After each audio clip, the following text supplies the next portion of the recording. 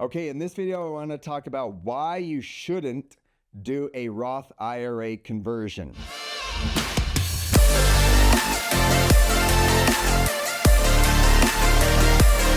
I'm Kevin Harrington, an original shark from Shark Tank. I recommend these unique strategies.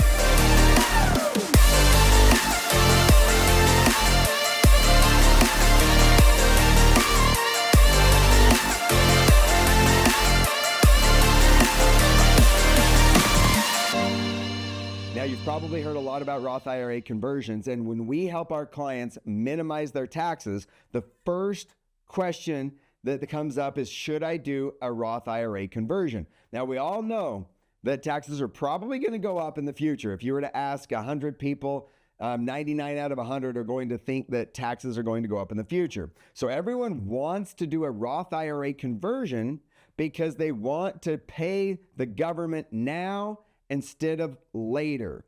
Now, I'm going to give you something else to consider and why you might want to consider another option instead of a Roth IRA conversion. So for example, let's say over here we have an income of $300,000. Now, let's say that we help you implement some tax strategies and we show you how to get that income to zero. So now all of a sudden, we're going to reduce your income by $300,000 and your income is now zero. So the obvious thought is correct. It's like, hey, my income is zero. Now I could take some money over here out of my IRA. Let's say I have $300,000 in my IRA. So you think, okay, I'm going to take $300,000 out of my IRA, okay? But to do that, it is going to add $300,000 to your income. So you've just increased your income by $300,000 again. Now, yes, it's true. It's better to pay taxes on that $300,000 of income and not $600,000 because you would be in a higher tax bracket and your effective tax rate would be higher. So yes, it's a good idea to consider taking money out of an IRA. If this is our IRA, it's a good idea to consider taking money out of your IRA when your taxes are going to be low. However, by moving money from an IRA to a Roth IRA, it only allows you to pay the taxes now and not have to pay a 10% penalty. So you are going to save the money of $30,000, okay? There's no $30,000 10% penalty because you're paying your taxes now and you're doing a Roth conversion, which is allowed without a penalty.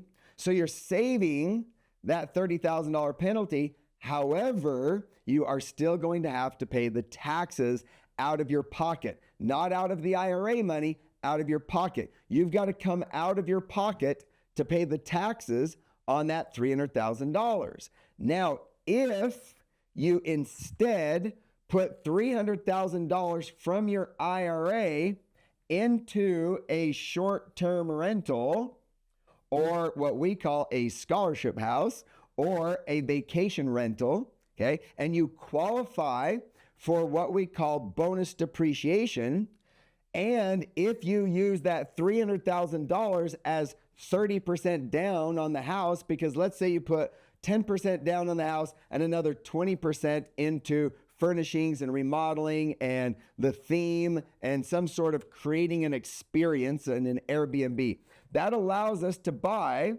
a $1 million vacation rental for $300,000.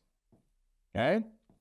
Now, if you get what they call a cost segregation study, you're going to be able to look at that $1 million property and identify what could be depreciated in 1 year because of bonus depreciation.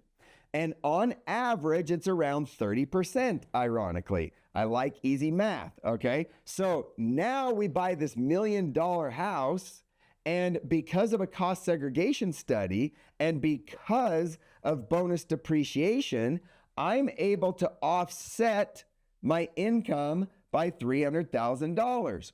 So when I took $300,000 out of my IRA, it added it to my income, right? It added it to my income, and it added $30,000 in a penalty if I'm not 59 and a half, okay? But now I just bought a short-term rental. Instead of paying all the taxes on that, I get a tax break from the government of $300,000. So that $300,000 crosses out the $300,000 that I increased my income. So now the only thing I have left is my penalty. However, this could start generating cash flow. We give you an 8% minimum or 50% of the revenue, whichever is greater if you partner with us. So now you could get an 8% annual cash flow on your $300,000 investment.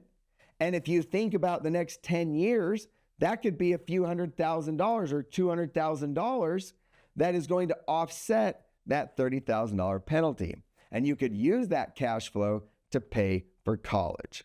So the beauty of using the IRA to buy a short-term rental instead of buying a Roth IRA is that you generate tax savings by purchasing a short-term rental. You don't generate tax savings when you buy a Roth IRA or you convert your IRA to a Roth IRA. All you're doing is paying your taxes now instead of later when we assume they're going to be higher. But how about you just take advantage of the current tax benefits and not pay your taxes at all? Just don't have to pay taxes at all because you use the tax savings to offset the increased taxes. If you have any questions, book a call with our team in the link below, and we will show you a better option instead of doing a Roth IRA conversion, which is purchasing a short-term rental.